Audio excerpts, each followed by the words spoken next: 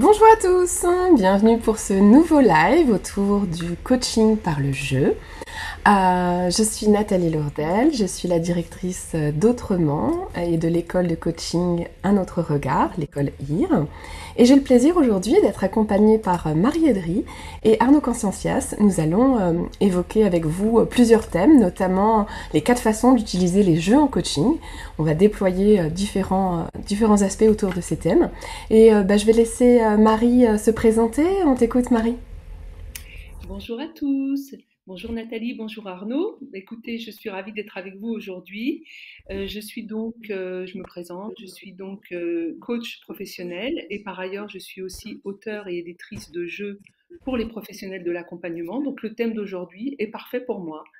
Et je voulais dire aussi que ce qui me lie à toi, Nathalie, c'est que j'ai été formée dans ton école, donc je suis très fière.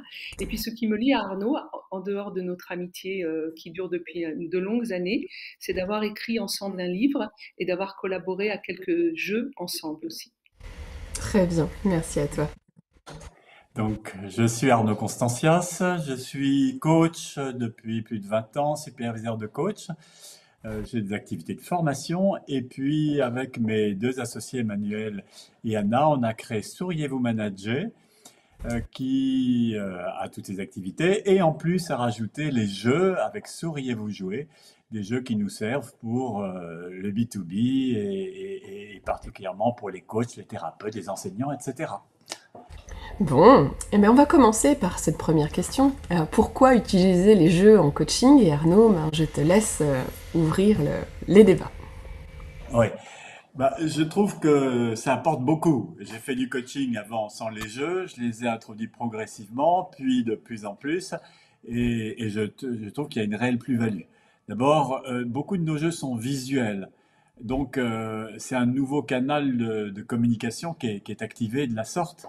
Et puis ça fait parler justement une image, une belle image, hein. Ça fait parler les introvertis, donc ça facilite la parole. Je dirais aussi, ça permet aussi d'exprimer les émotions. Certains sont un peu handicapés ou ont des difficultés à partir de ça, et parfois avec un jeu comme Feeling qui décrit des états d'être, ça permet aux personnes de les identifier, et notamment quand ils ont plusieurs états d'être en même temps. Et puis, le visuel, c'est aussi la porte ouverte vers l'inconscient. Et quand on est coach, on a besoin aussi d'aller dans ce domaine-là, et ça facilite beaucoup l'accès à l'inconscient. Puis je dirais aussi plus simplement, ça met du fun et ça varie les séances et ça fait des ruptures aussi d'attention dans une séance qui dure 1 heure et demie ou 2 heures. C'est bien d'avoir des respirations de ce type-là. Puis je dirais du côté du coach, ça permet aussi de renouveler aussi son mode d'intervention et de le varier. Et ça, c'est important aussi pour entretenir la flamme de notre métier. Voilà, ça c'est en individuel. Je dirais en collectif, il y a les mêmes intérêts, mais là, effectivement, il y a l'intérêt de faire parler les personnes toujours, et puis il y a l'intérêt de fédérer autour de valeurs communes, par exemple, ou fédérer autour d'une vision commune, et du coup, un photolangage aide particulièrement. Et puis aussi à faire un peu le portrait d'une équipe, ça peut être avec un photolangage ou d'autres choses, ou bien faire un état des lieux sur un moment, un problème, quelle est la situation actuelle et quelle est la situation désirée, par exemple, et d'illustrer avec des visuels, c'est beaucoup plus parlant. Voilà, je ne vais pas tout dire sur le sujet parce que vous aurez des choses à dire, mais voilà ce qui me vient d'emblée. Et Marie, toi, tu dirais pourquoi tu utilises les jeux en coaching? En fait, je rejoins Arnaud sur tout ce qu'il a dit évidemment, mais ce que je veux dire, c'est que par essence, j'aime la créativité. Donc, c'est une façon d'avoir une approche ludique en coaching qui est différente, qui peut faire venir des idées aux clients qui sont un petit peu, qui sortent un peu de l'ordinaire. Ça permet de mettre de la couleur, ça permet de mettre du visuel, ça permet de se décaler du simple dialogue. Bon, évidemment, il y a toutes sortes de jeux qui sont possibles en coaching, mais moi, je travaille plus particulièrement les jeux que je connais, c'est-à-dire ceux que j'ai faits, et qui sont plutôt à base de cartes visuelles. Donc, je vous en présenterai quelques-unes tout à l'heure. Voilà, c'est vraiment très intéressant d'amener les personnes à considérer des choses d'une façon différente en se décalant sur quelque chose de plus visuel. Voilà. Très bien. Bon, ben moi, Toi, Nathalie? ouais, j'utilise beaucoup les jeux, évidemment, dans la pédagogie de l'école, évidemment, mais aussi avec tous les clients que j'accompagne en coaching. Pourquoi? Parce que c'est vraiment ce mot que vous avez utilisé tous les deux, le décalage. Notamment quand il y a des tensions, qu'il y a des situations difficiles en équipe, je fais beaucoup de coaching d'équipe. Bah, revenir sur le problème du pourquoi le projet avance pas, parfois c'est tellement tendu que c'est difficile. On se décale, on fait un jeu. Moi, j'utilise aussi beaucoup de jeux de construction, par exemple, ou que ce soit avec des cas plats, on construit des tours, des choses, peu importe lesquels, j'ai envie de vous dire, l'essentiel, c'est pas le jeu, c'est le pourquoi on l'utilise. S'il y a un besoin de coopération dans l'équipe, comment on utilise un jeu coopératif et où il faut de la coopération pour réussir ensemble. Et évidemment, si l'équipe est tendue, il y a des chances que ça ne fonctionne pas au premier tour, donc souvent on utilise aussi des jeux avec plusieurs étapes, où il y a des débriefings entre chaque qui permettent d'apprendre de la situation. Et pour moi, ce qui va être riche, c'est que sur un jeu de construction où ça marche pas parce que l'équipe ils s'entendent pas, chacun veut faire sa méthode, le coach va avoir une vraie plus-value en faisant une pause, un débriefing. Qu'est-ce qui se passe dans cette construction? Ok, de quoi vous auriez besoin pour mieux fonctionner ensemble? Ils refont le jeu, la construction, peu importe. Et ensuite, on fait une pause et un parallèle. Quel est le parallèle entre ce qui est en train de se passer là dans l'équipe, dans les divergences de positionnement par rapport au risque, par rapport à la rapidité de construction et aux envies de faire ensemble ou pas. Et ensuite, on fait le parallèle avec la vraie situation professionnelle ou le projet qui est bloqué.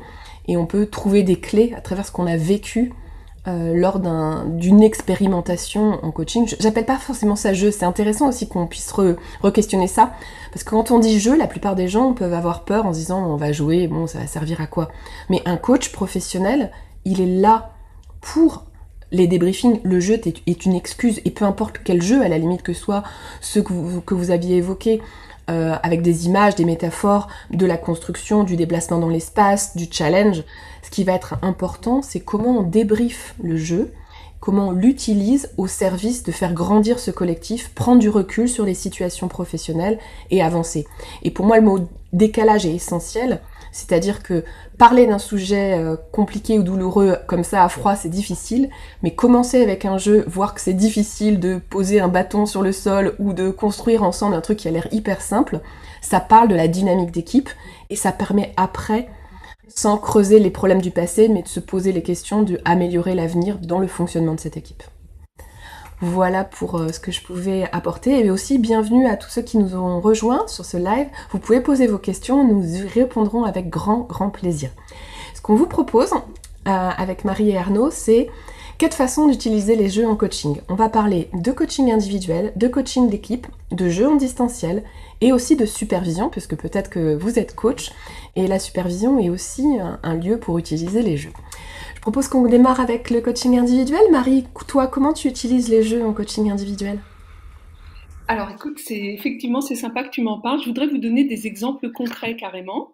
Donc par exemple, tout à l'heure, Arnaud a évoqué un jeu qui s'appelle Feeling Card. Donc je vous le montre parce que certains d'entre vous le connaissent.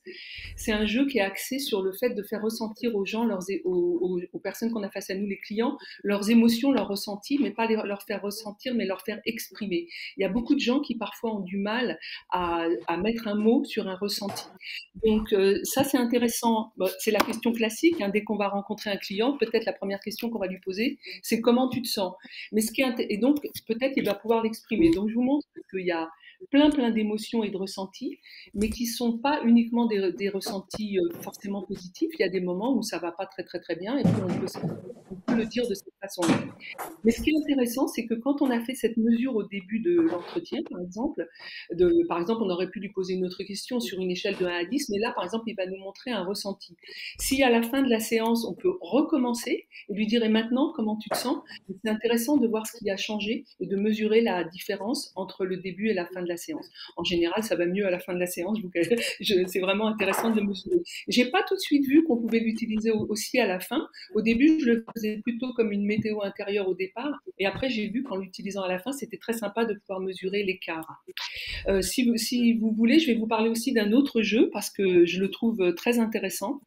Pour tout ce qui concerne le leadership, la prise de puissance, ce qu'on appelle l'empowerment en anglais, Il y a un jeu que j'ai mis longtemps à écrire parce qu'il me tenait très très très à cœur. C'est un jeu qui s'appelle Esprit es-tu là, qui en fait présente 40 pouvoirs que l'on peut développer quand on est face à un défi, face à un challenge, et Dieu sait s'il y en a dans le monde professionnel.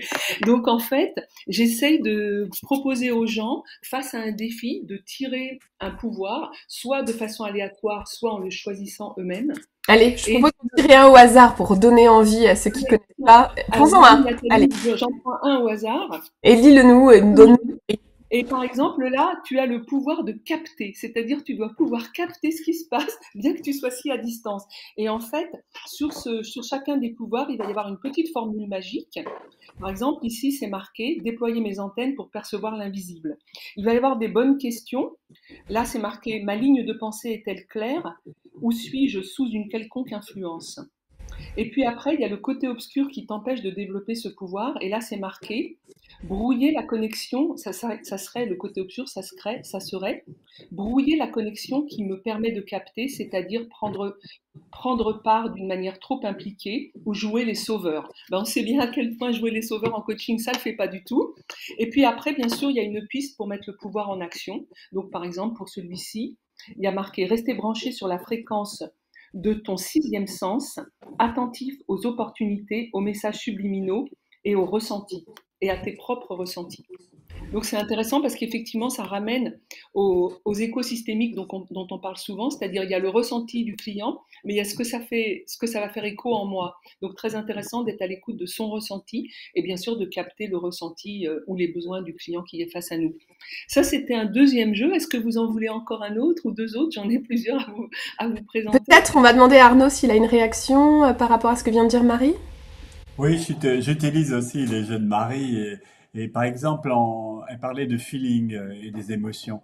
Et moi, j'ai remarqué qu'il y a certaines personnes, là, je pense à un coaching que j'ai eu récemment.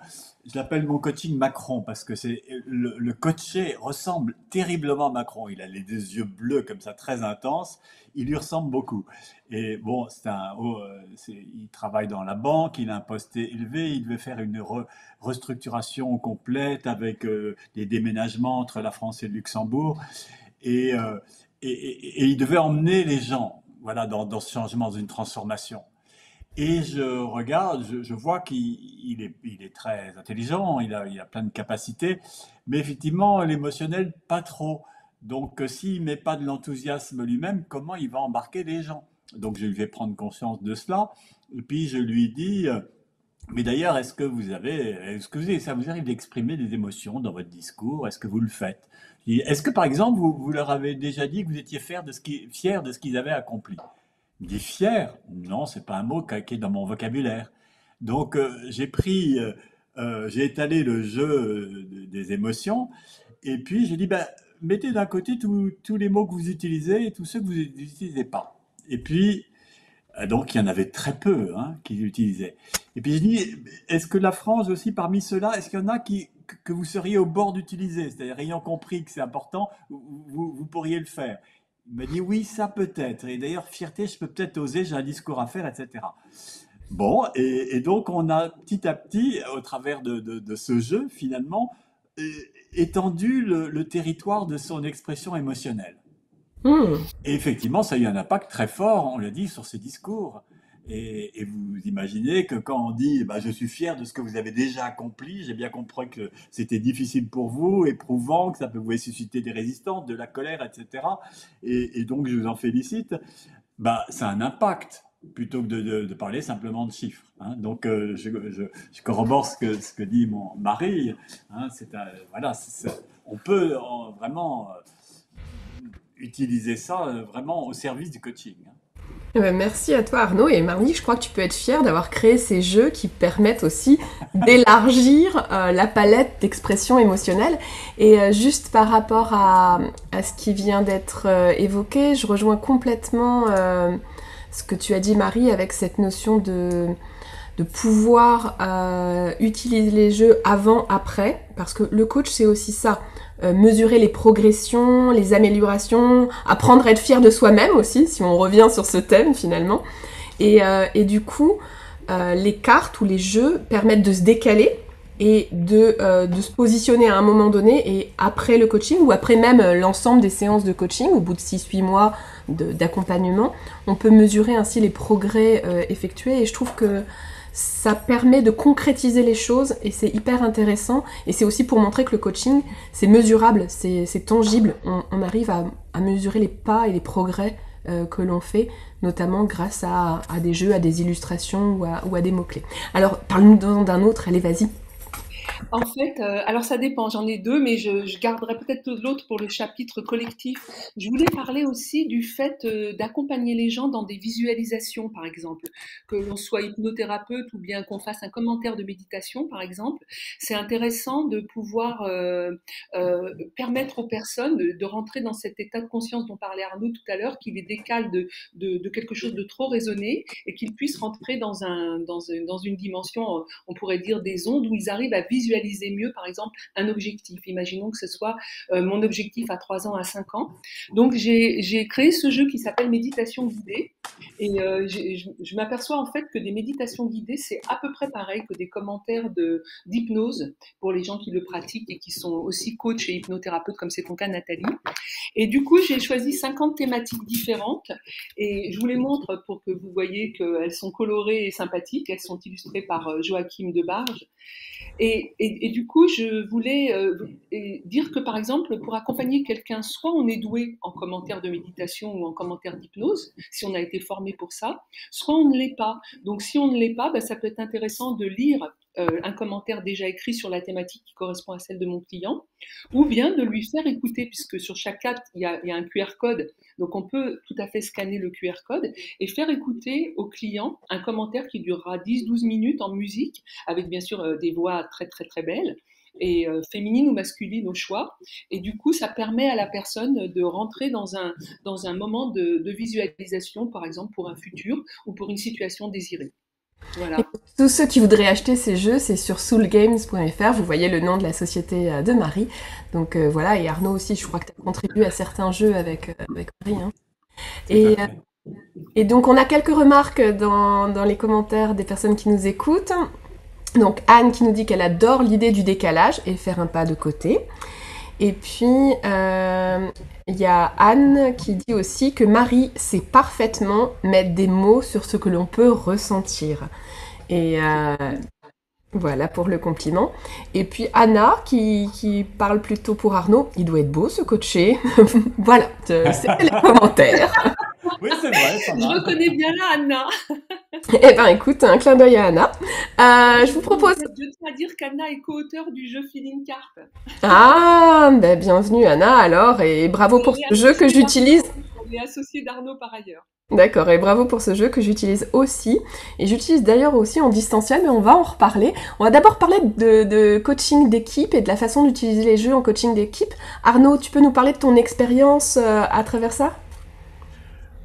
Oui, alors en coaching d'équipe, je dois dire que là, je me lâche complètement. Je mets beaucoup de jeux, hein, toujours. Donc voilà, parce que le coaching d'équipe, on a plus de temps et c'est encore plus important de créer une ambiance qui soit positive, ludique, décalée, etc.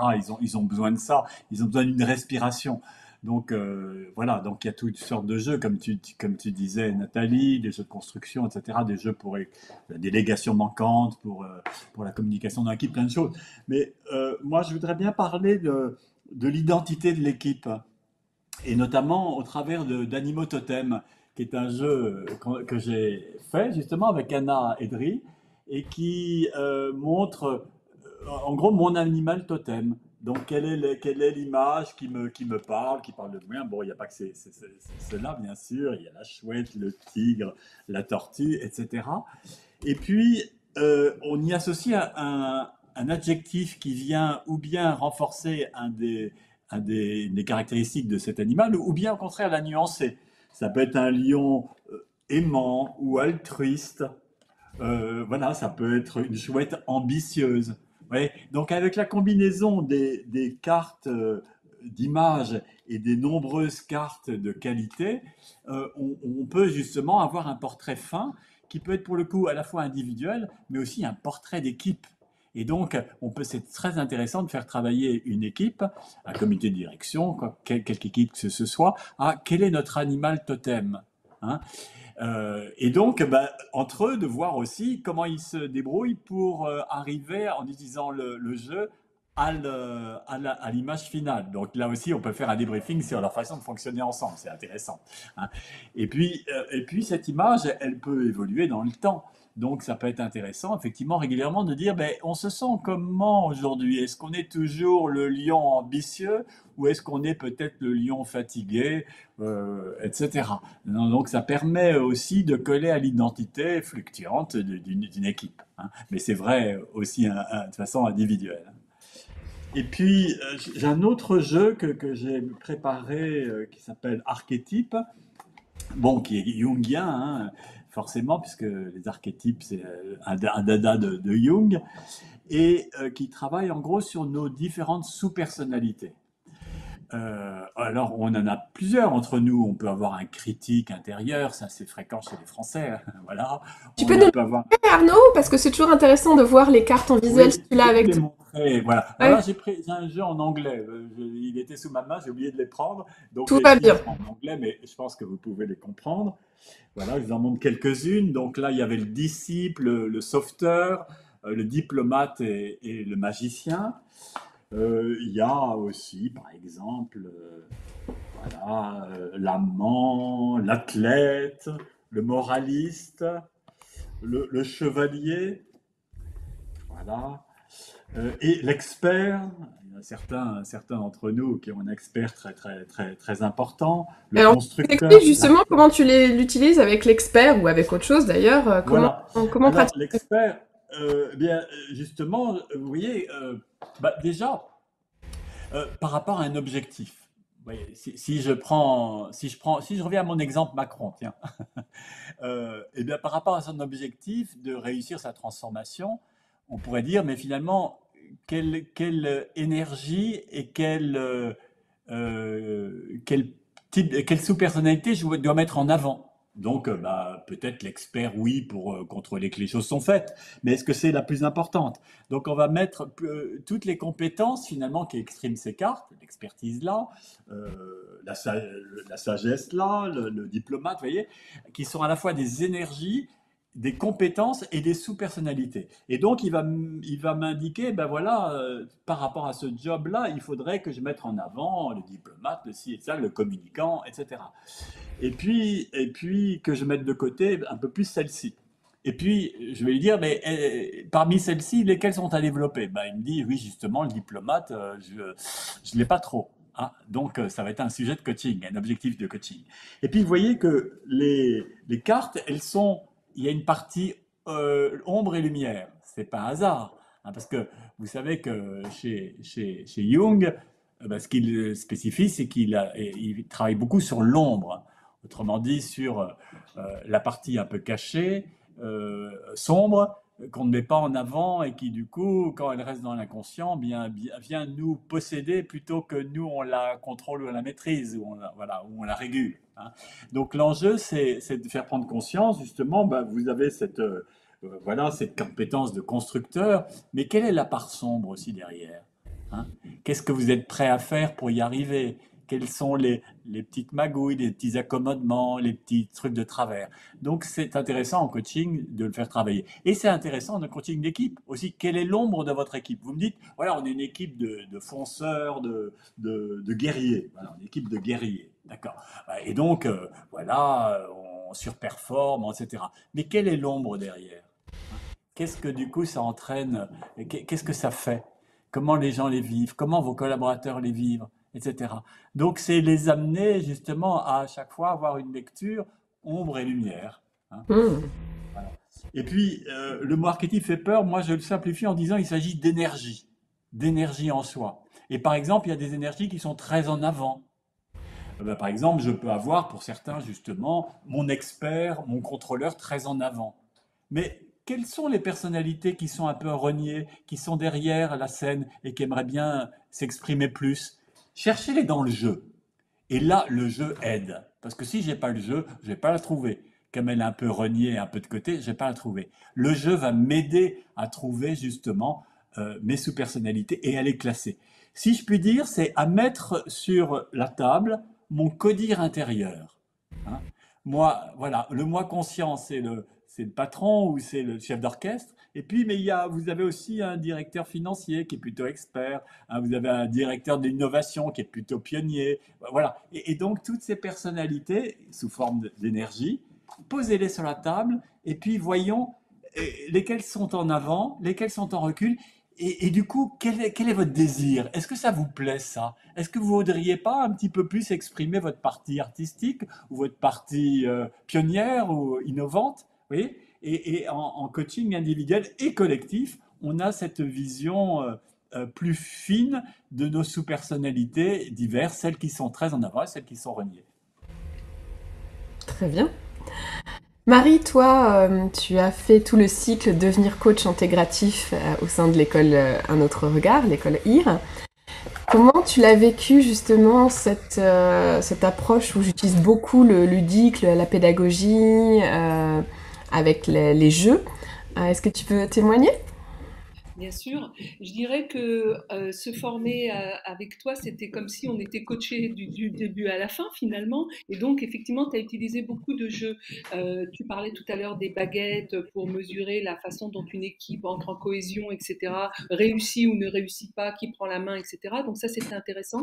Et j'ai un bon souvenir aussi d'un moment où tu as étalé dans toute la grande pièce que l'on voit autour de toi, là, en mélangeant plusieurs photolangages. Tu avais mélangé, je crois, Stairways, qui est un photolangage qui parle d'aller toujours plus haut par différents types d'escaliers, par exemple. Moi, c'est quelque chose qui me tient à cœur, le fait. Moi, j'aime bien j'aime bien dire que j'aime accompagner les gens pour qu'ils aillent toujours plus loin ou toujours plus haut s'ils en ont le souhait. Et donc, le deuxième jeu, je crois que tu avais utilisé, c'était aussi le jeu sur la route, qui est pareil, qui est les différents chemins que l'on peut prendre pour aller quelque part. Donc, on se baladait dans la salle et puis on devait ramasser la carte qui nous parlait en termes de chemin ou de parcours qu'on avait besoin de faire dans ce moment-là dans le parcours. Et j'ai trouvé que c'était très, très intéressant. Après, tu nous as aussi sollicité pour jouer, c'est-à-dire que tu nous as demandé d'inventer des jeux pour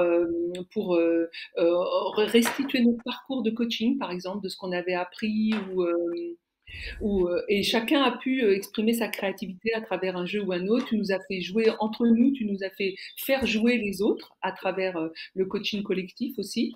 Donc, ce que ça fait, si tu veux, moi, ce que je trouve que ça fait, c'est qu'on s'ennuie pas, on voit pas les journées passer, et on a l'impression que c'est jamais suffisant, et certainement qu'on apprend encore plus et encore plus, puisque je suis formatrice, par ailleurs, j'en ai pas parlé là, mais je suis formatrice, et je sais bien à quel point le jeu favorise l'ancrage, l'apprentissage, la mémorisation, etc. Donc, je sais que ça sera pas par les mots qu'on va retenir un discours descendant, on va retenir quelque chose qui nous a marqué dans une expérience. Donc forcément, un jeu, ça laisse une trace expérientielle, ne serait-ce que par l'œil, ne serait-ce que par le fait que c'est un peu plus visuel que juste écouter ou rester comme ça devant quelqu'un qui parle. Et pour moi, la pédagogie de l'école, c'est corps, cœur, cerveau. Donc corps, mise en mouvement, construction, jeu de baguettes, choix d'images, déplacement dans l'espace. Et émotion, qu'est-ce que je ressens à travers ce que je viens de vivre dans ce collectif? Et ensuite, cerveau, qu'est-ce que j'apprends? Qu'est-ce que je vais faire différemment quand je vais être dans ce collectif? Ou qu'est-ce que j'ai envie de modifier dans mon attitude?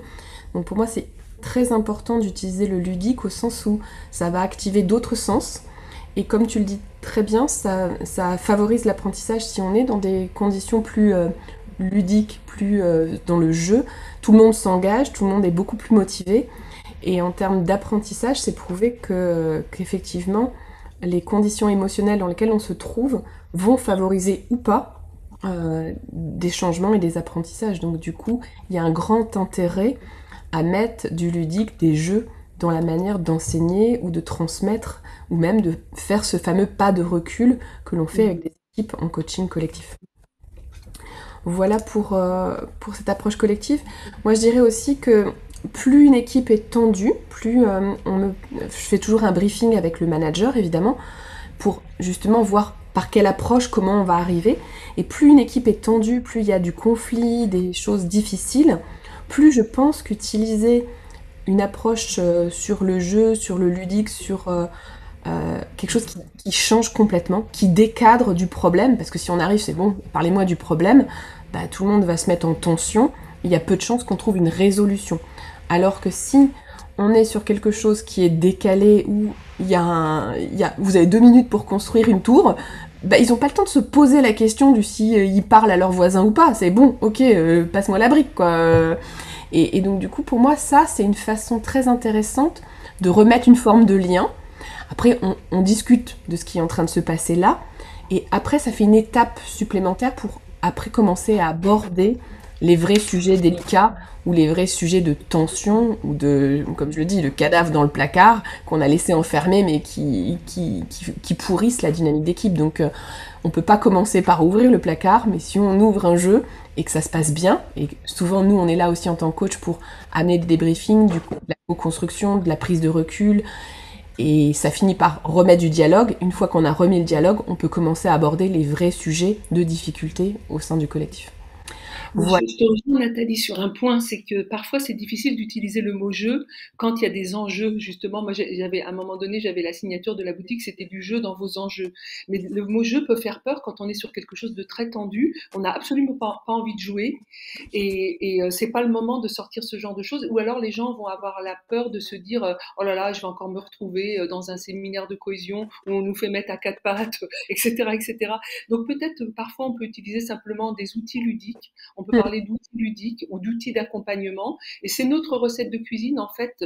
Peu importe, peut-être ils vont même pas voir qu'on a ouvert une boîte de jeu. Ils vont se balader dans l'espace, ils vont rencontrer une carte, ils vont rencontrer un dispositif de jeu, une mécanique de jeu, mais on n'a pas besoin de leur dire que c'est un jeu. Il faut juste s'en servir comme quand on ferait la cuisine, et on n'a pas besoin de donner toutes ces recettes aux gens qui dégustent nos plats. Absolument, je te rejoins.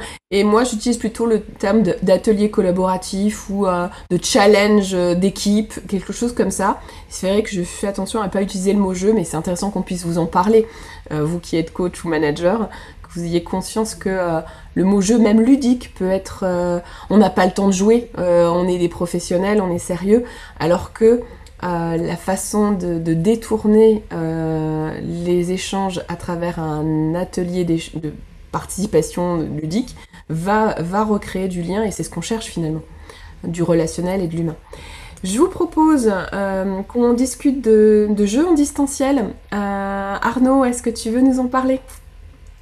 Oui, j'aurais bien aimé vous faire une démonstration en live parce que sur notre site Souriez-vous jouer, on a mis à disposition gratuite justement un onglet qui arrive tout à fait en haut qui s'appelle Jouer en ligne. Et avec cet onglet, vous avez plusieurs de nos jeux, dont ceux dont on a parlé, hein, comme Feeling sur les humeurs et les émotions, comme Valeurs ajoutées sur les valeurs, comme Archétype dont je viens de parler, ou Animototem. Ils sont tous les quatre en ligne.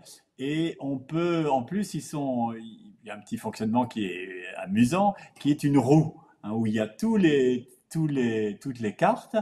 Et en fait, on peut l'utiliser en faisant Go, il y a lancer, et du coup, sortira une carte au hasard. Et très souvent, il y a de belles coïncidences, où la carte parle, où ça, bah oui, c'est tout à fait mon émotion. Ou bien d'ailleurs, peu importe, il peut me dire c'est exactement le contraire de mon émotion, mais on leur a fait exprimer de telle manière, hein. Et puis il y a à chaque fois aussi une deuxième option, c'est-à-dire pas au hasard, mais en affichant justement les différentes cartes et en demandant à la personne de choisir celle qui correspond mieux à son état d'être, si c'est une heure du jour, ou à ses valeurs, si c'est valeurs ajoutées, ou à son énergie, si c'est archétype, ou à l'image de soi, si c'est Animototem, par exemple. Justement, Arnaud, j'ai des remarques là dans le chat. Il y a Anne qui dit codir intérieur, elle trouve ça génial, hein, ton expression de tout à l'heure. Et elle demande si on peut virer certains des archétypes.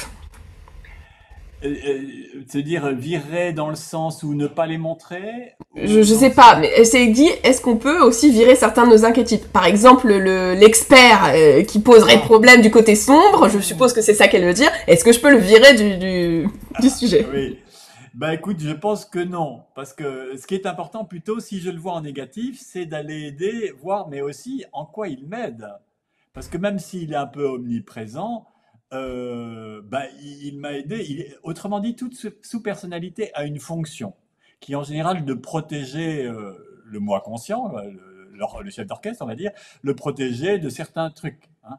Donc, ce qui est intéressant surtout, c'est le dialoguer avec ces sous-personnalités, hein. Mhm. C'est de, Et moi, je peux ajouter un mot, peut-être. C'est bon, Arnaud? Je ne sais pas si je t'ai pas Non, coupé c'est la pas parole. bon. C'était justement l'important, c'est de l'amplifier, c'est de mettre à la conscience cette sous-personnalité pour pouvoir voir ce qu'elle nous apporte et puis négocier avec elle pour lui demander si elle serait prête, si elle est trop présente, éventuellement à prendre un peu moins de place et à quelles conditions. Et vous verrez que si elle se sent plus entendue et reconnue et non pas déniée et qu'elle ne sente pas que vous avez envie de la virer, eh bien peut-être qu'elle deviendra plus accommodante. Oui, Ma- Marie, tu voulais rajouter, Non, tu en voulais fait, dire. ce que tu viens de dire, c'est ce que je voulais ajouter. Je voulais dire Parfait. qu'on peut de temps en temps lui demander de patienter un petit peu dans une salle d'attente, le temps qu'on règle les autres sous-personnalités, mais ça ne veut pas dire qu'on doit la tuer ou la virer, comme tu l'as très bien expliqué. Au contraire, et c'est très intéressant de s'y intéresser, mais il y a peut-être des moments où il faut lui demander de patienter un petit peu le temps qu'on puisse s'exprimer sur une autre partie de soi-même. Voilà. Mais tu l'as très très bien dit. Alors, on a pas mal de remarques autour des jeux, hein. Une très bonne idée de créer un jeu pour imaginer notre parcours. C'était par rapport à ce que tu évoquais tout à l'heure, Marie. Et aussi, il y a des jeux en gestalt qui sont soulignés par Christina. Effectivement, là, on est bien d'accord qu'on n'est pas en train de vous présenter tous les jeux qui existent en coaching. On a nos focus qui sont les jeux qui ont été aussi créés par Marie Arnaud. Il y en a des tonnes et j'ai même envie de dire, et c'est bien ce qu'a signifié Marie, moi je suis pour que chaque coach crée ses propres jeux ou utilise les archétypes d'une manière ou d'une autre, ou utilise le feeling au début, à la fin, au milieu, on va en reparler en distanciel ou autre chose.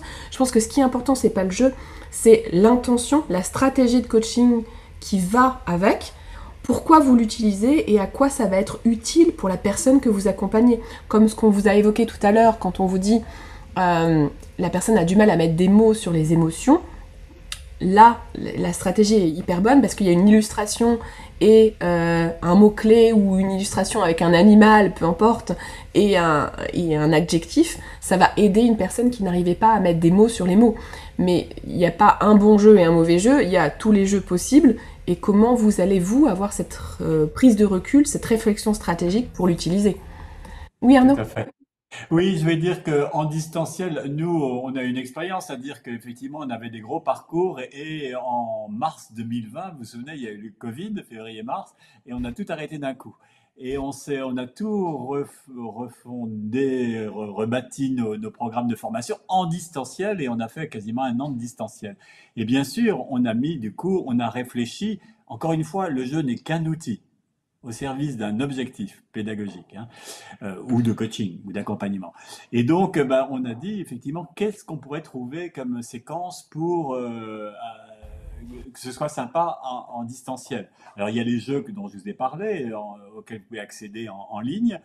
Et puis, il y a les boosters, un jeu qu'a créé Anna et Marie, qui est qui rassemble en gros toutes les energizers, les éléments comme ça, les brise-glaces qui permettent de commencer, c'est très important de commencer une réunion à distance de façon un peu décalée et un peu sympa, voilà, hein. Et dans ce jeu-là, il y a toujours une version en présentiel et en distanciel. Et voilà, c'est le booster qui vraiment est là-dedans, mais voilà. Donc l'idée, c'est de se dire, c'est pas parce qu'on c'est en distanciel qu'il faut faire moins de ludique, c'est le contraire. C'est parce que c'est en distanciel qu'il faut faire plus de décalage, parce que sinon les gens, il faut vraiment les capter leur attention tout le temps, faire des sous-groupes et faire en sorte que, ben voilà, qu'ils ne soient pas tentés d'aller sur leur mère, etc. Hein, donc voilà, c'est un peu contre-intuitif. On se dit, voilà, on a peu de temps, donc il faut que ce soit sérieux, etc. Non, c'est l'inverse. On a peu de temps, donc il faut qu'on trouve effectivement le bon outil, hein, le bon jeu, mais aussi, mais voilà, c'est ça qui va les rendre captifs, intéressés. Sur le distanciel, Marie, tu veux ajouter quelque chose? Oui, je dirais que effectivement, en expérience de formation où le distanciel, c'est pas un coaching qui peut durer 1 heure et demie, c'est carrément des 7 heures par jour. Donc effectivement, si on n'a pas le moyen de faire des activités ludiques à distance, là, les personnes. Et moi, très très souvent, on me dit, on n'a pas vu le temps passer, donc c'est plutôt agréable. Mais sinon, sur le distanciel, je savais pas si tu voulais partager des écrans éventuellement, Nathalie, ou pas. Oui, Euh, j'ai ce que tu m'as envoyé. si c'est utile, si c'est utile. Oui, tout Comme à ça, fait. peut-être on peut mieux se rendre compte de ce que ça donne. Enfin, on ne peut pas les activer devant vous pour des raisons techniques, mais on voulait vous montrer des copies d'écran aussi bien sur le site Sauriez-vous jouer que sur le site Soul Games. Donc là, je l'ai mis à l'écran au-dessus de toi pour que les gens voient bien. Ah d'accord, moi oui, je le vois pas d'ici. Oui, Ah oui, non, tu ne peux pas les voir. Mais il y a le diaporama que tu avais avec archétypes, valeurs ajoutées, les cartes feelings. Est-ce que tu veux que je passe à on la... peut passer 3 pages si tu veux. Ouais, Arnaud, voilà. tu veux Là, il y a la commencer? roue. Là, il y a la roue qui s'affiche. Ah, la roue, alors bah, la roue des valeurs, c'est ça? Oui. Bah, la roue des valeurs, bah, c'est le principe qu'a expliqué Arnaud. C'est la première roue qu'avait. Ah, là, d'accord, je vois la deuxième chose et le troisième écran. Parce que, en fait, je regarde en même temps sur mon téléphone le live. La roue des valeurs, enfin, si tu passes le troisième slide, je pourrais mieux en parler parce que c'est sur le site, c'est sur mon site, donc je connais mieux. Et donc, la roue des valeurs, c'est le même principe qu'a expliqué Arnaud. Et juste à côté, il y a un autre petit jeu qui s'appelle changer d'humeur. C'est-à-dire qu'en fait, il y a des humeurs qui sont pas forcément positives et tu peux, en cliquant, les faire flipper pour adopter une autre humeur pour ta journée. Bon, voilà, c'était juste pour sortir du principe de la roue. Mais la roue, c'est très sympa parce qu'il y a le côté à la fois aléatoire et voilà, c'est tout. Et ça permet de s'en servir à distance. Très bien. On a quelques remarques dans le chat, notamment Christina qui nous demande si on a d'autres jeux qui font bouger là où les personnes. Est-ce que vous avez des jeux qui font bouger? Ben, Arnaud vient d'évoquer Booster, qui est en fait 56, je crois, idées pour dynamiser ses groupes. Et au début, quand on l'a fait, là, c'était avec Anna, dont on a parlé tout à l'heure, qui est à la fois associée d'Arnaud, ma sœur et ma co-autrice. Enfin bon, c'est un joyeux mélange de synergie entre nous. Et donc, on l'avait fait, il y avait beaucoup de présentiel, mais pourtant, comme c'est sorti au moment du Covid aussi, il y avait du distanciel. Et très récemment, avec une autre personne qui s'appelle Ronan Broussier, on a créé un jeu qui s'appelle Le bruit des glaçons et qui sont, selon la spécialité de Ronan, uniquement des brise-glaces à distance. Donc, selon que vous aimiez avoir un peu de distanciel, un peu de présentiel, ou que vous ne vouliez que du distanciel, vous avez dans le jeu Le bruit des glaçons uniquement des activités à distance qui sont des brise-glaces, en fait. On appelle ça des icebreakers. Donc, ou sinon, vous pouvez trouver des idées dans les deux. Mais aux deux jeux, vous avez plus de 100 idées de façon de dynamiser vos groupes à distance. Bon, et moi, j'aime beaucoup le mouvement, parce que je trouve que quand on vient en coaching, c'est qu'on a un petit blocage quelque part dans un projet, dans un changement de vie. Et donc, je trouve que remettre le corps en mouvement est particulièrement utile pour remettre les pensées en mouvement et peut-être les émotions aussi en mouvement, si on est bloqué sur de la colère, de la frustration parce que on s'est fait licencier ou autre chose. Donc, je trouve que la remise en mouvement est vraiment cruciale. Et j'en ai plein, évidemment. Donc, là, le but, c'est pas vous sortir tous nos outils, mais ce que je pourrais vous proposer, c'est un exemple concret pour une équipe. Donc, je travaillais pour l'agence de l'eau et ils avaient un changement, une réorganisation. Et du coup, ce qui était intéressant, c'est la création d'un symbolique, j'ai envie de dire, d'un passage de rivière avec matérialisé. J'avais mis des cordes bleues pour faire la rivière. L'équipe devait passer d'une rive à l'autre avec des obstacles, avec des complications, avec des gens qui avaient les yeux bandés et je vous en passe. Donc, vous voyez qu'on peut adapter un peu n'importe quoi au thème de son client et qui symbolise la transformation et les difficultés pour certains de passer d'une rive à l'autre et avec tout le débriefing qui va avec. Donc pour moi, la mise en mouvement, elle est hyper intéressante parce que ça joue à plusieurs niveaux, hein, cognitif, émotionnel, corporel. Et on peut créer à partir de tout et n'importe quoi. Donc vraiment, moi j'utilise ce qu'il y a dans l'espace et aussi les thèmes qui sont amenés par le client pour créer à la limite un jeu ou ajuster un jeu qui existe déjà de manière à amener ces prises de conscience qui sont ça. Le coaching, c'est ça, c'est la prise de conscience liée à une activité, qu'elle soit ludique plus ou moins, qu'elle soit dans le mouvement plus ou moins. Mais en tout cas, c'est bien ça l'intention derrière le coaching, c'est de faire bouger les choses. Je vous propose qu'on passe à la... On avait dit 4 façons d'utiliser les jeux. On a parlé d'individuel, on a parlé d'équipe, on a parlé de distanciel. Et Arnaud, je te propose qu'on parle... On est tous les deux superviseurs, de coach. Je te propose qu'on parle de la supervision et de la façon d'utiliser les jeux en supervision. Est-ce que pour toi, c'est de la même façon qu'en coaching ou est-ce que c'est différent avec la supervision?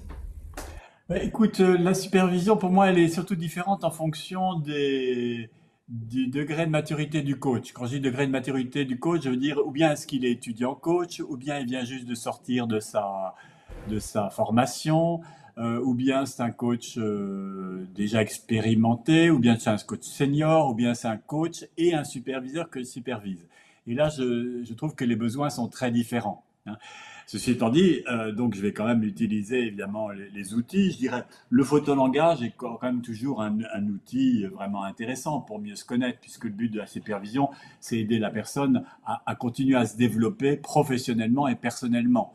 Donc continuer son travail sur lui-même et continuer, développer sa réflexivité, hein, la conscience de soi, et puis développer son professionnalisme. Voilà.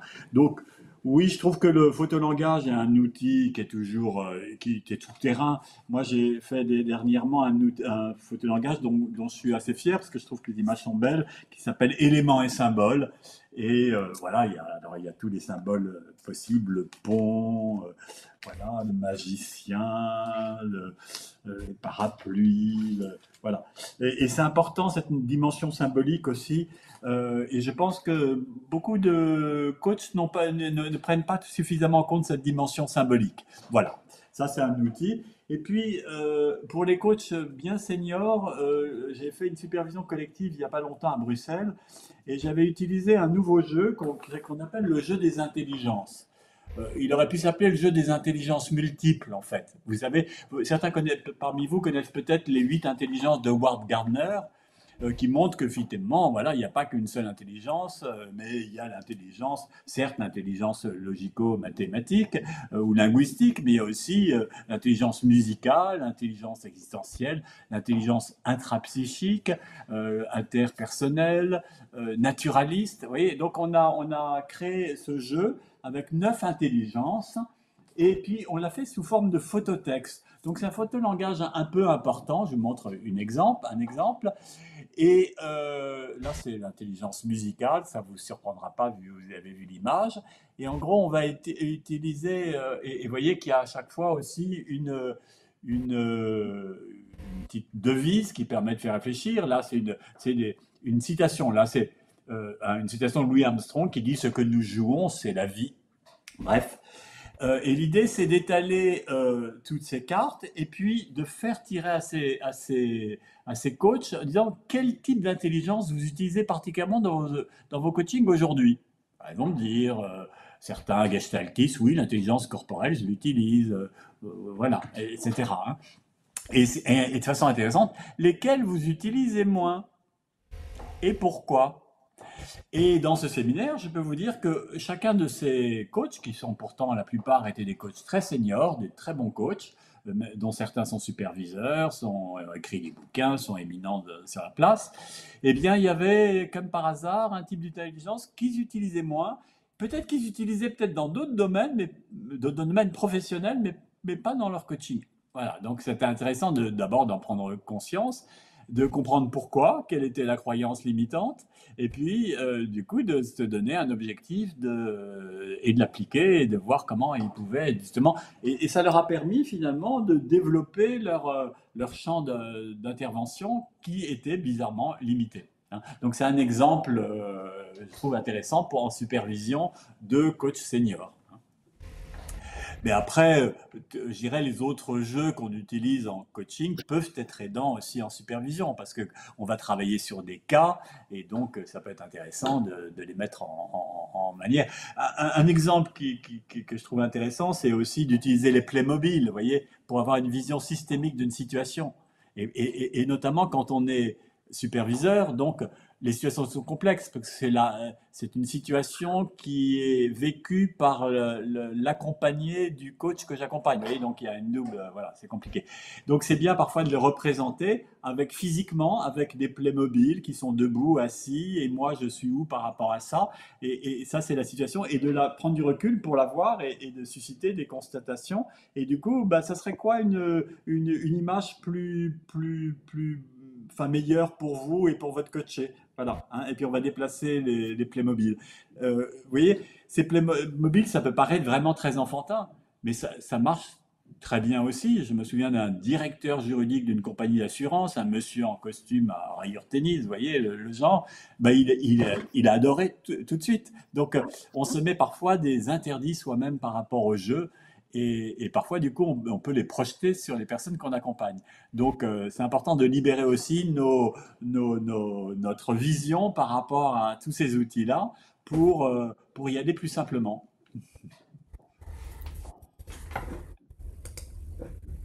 Bon, alors, moi j'ai peut-être envie de répondre à la même question. Est-ce que j'utilise les jeux en supervision de la même manière qu'en coaching? Ben, je dirais que oui. C'est-à-dire que pour moi, derrière le jeu, il y a une prise de conscience ou une prise de recul ou une entrée dans une autre façon de voir une situation. Et je rejoins complètement ce que tu as dit, Arnaud. J'utilise pas que des Playmobil. J'ai des petits animaux, des petites figurines, j'ai Et n'importe quel petit jeu d'enfant. J'avoue, je détourne tous les jeux d'enfants pour avoir des symboliques différentes. J'ai des dragons qui des fois arrivent en plein milieu d'un codir parce que le petit bonhomme Playmobil ça suffisait pas. Oui, ben j'utilise ça en coaching et en supervision de la même manière. Peut-être la nuance que je mettrais en supervision, quand j'accompagne un coach avec ce genre d'outils et que lui-même ne l'utilise pas, une fois qu'on a débriefé sa situation, rebuter le dragon ou décaler la situation pour que la personne se sente mieux par rapport à la situation de départ, rajouter des personnages ou enlever des choses, ou mettre des barrières de protection. Il y a un dragon, il faut quand même faire quelque chose. Oui, symboliquement et métaphoriquement, c'est important. Après, on a un temps de débriefing, c'est-à-dire on débloque la situation telle qu'elle se présente pour le coach. Il prend, il prend ce qu'il avait besoin de prendre pour avancer lui dans ses prochains coachings. Et ensuite, il y a comme un débriefing sur comment lui-même peut utiliser ce jeu-là tout dans à sa fait. manière d'accompagner. Et je pense que c'est ça la clé, en fait. C'est que le coach, il n'a pas juste besoin de jouer et de débloquer la situation, il a besoin aussi de s'enrichir. Comment il peut intégrer ce jeu feeling, ce jeu des archétypes ou ce jeu avec des petites figurines dans ses approches lui-même. Et donc là, il y a un peu de transfert pédagogique, je vais le dire comme ça. Et là, je le laisse me questionner sur lui, comment il pourrait l'utiliser aussi. Et ça, c'est enrichissant. Et la supervision, pour moi, c'est ça. C'est aussi enrichir la palette d'outils, la palette de postures que vous pouvez avoir pour accompagner vos clients. Et le jeu en fait partie. Et il y a tout un tas d'autres formes, évidemment. Mais c'est ça qui est clé. C'est comment j'enrichis mes formes d'accompagnement. Tout à fait d'accord avec toi. Bon, eh ben je vous propose, parce que on a aussi des autres engagements les uns et les autres, qu'on fasse un petit mot de conclusion. Du coup, Arnaud, qu'est-ce que tu aurais envie de dire pour conclure ce live sur les jeux? Moi, j'ai envie de dire que, comme tu l'as dit, que c'est bien de détourner les jeux aussi, que de développer sa créativité autour des jeux, qu'il faut se libérer l'esprit d'interdits et de contraintes, etc. C'est important. Et puis aussi, et en même temps, si je peux dire, d'un autre côté, attention, un jeu n'est qu'un outil au service d'un objectif, et c'est l'objectif qui prime. Marie, toi, qu'est-ce que tu as envie de dire pour conclure? Ah, moi, je dirais que il faut pas forcément utiliser des outils pour faire du jeu dans les accompagnements. Comme tu l'as dit, on peut utiliser ce qui est autour de nous dans la pièce, ça c'est une première chose, ou ce qu'on sent qu'il est possible.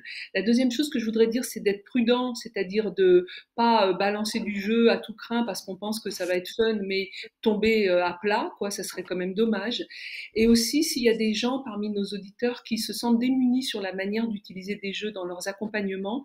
Je pense que tout ce qui est des formations de l'ordre de la créativité ou de la facilitation vont permettre d'apprendre à utiliser des mécaniques de jeu dans ces accompagnements. Et j'en profite pour une petite seconde, je voudrais rendre hommage à Isabelle Jacob, qui vient de fermer boutique après des années de bons et loyaux services et qui a accompagné des milliers et des milliers de gens à la créativité, la facilitation, et qui a été une des premières à créer des super photolangages, etc. Donc voilà, c'est un petit hommage puisqu'elle part dans de nouvelles aventures. Bon. Et moi, Et son école, Iris Créative, est dans ma rue, donc là, je la connais. donc moi, ce que j'aurais envie de dire sur le ludique, on a essayé de vous ouvrir quelques portes, mais il y en a plein évidemment. On a juste ouvert celles qui sont les nôtres, celles qu'on a l'habitude d'utiliser. Mais j'aurais envie de dire à tous ceux qui nous écoutent, que ce soit coach, manager ou RH, le jeu c'est la vie. Et le jeu ça remet du mouvement, ça remet de la dynamique dans les équipes. Ça permet de se décaler et de faire avancer des dossiers quand c'est utilisé avec une stratégie en fait. Derrière ça, il y a un coach, une stratégie, il y a une intention et si on aligne ces éléments, ça permet vraiment de faire bouger les lignes et que ça peut faire bouger les lignes aussi dans une ambiance plus conviviale, plus amusant, plus ludique du coup. Et je vous invite à essayer le jeu sous une forme ou une autre, d'être accompagné si vous ne le sentez pas vous-même, ou d'être supervisé si vous êtes coach et que vous voulez élargir votre palette. Mais en tout cas, le jeu, c'est aussi se connecter à l'enfant intérieur, finalement, au créatif à l'intérieur. Et c'est ça qui rend l'utilisation des jeux joyeuse. Et moi, je l'ai déjà vu avec des gens hyper sérieux, et on me dit, vous n'allez pas les faire jouer, on est en préfecture. Si, je vous assure, ça va bien se passer. Tout le monde embarque en fait, parce que le jeu c'est aussi une phase de liberté, d'essayer, de laisser erreur. On l'apprend en jouant. Si on est sur des projets hyper importants, on va pas oser faire le essai-erreur innovation. Alors que si on veut amener les gens vers plus de légèreté, d'ouverture, d'innovation, le jeu est une manière de s'apercevoir que ça peut être facile finalement, et qu'ensuite on peut évidemment le retransposer dans des contextes plus professionnels et adaptés à chaque situation. Voilà, donc vive les jeux, et puis merci à vous deux, et au plaisir de vous retrouver peut-être pour parler d'autres thèmes sur le coaching et la supervision. Avec grand plaisir. Bonne Merci, journée, Nathalie. Merci à tous. au revoir. Au revoir.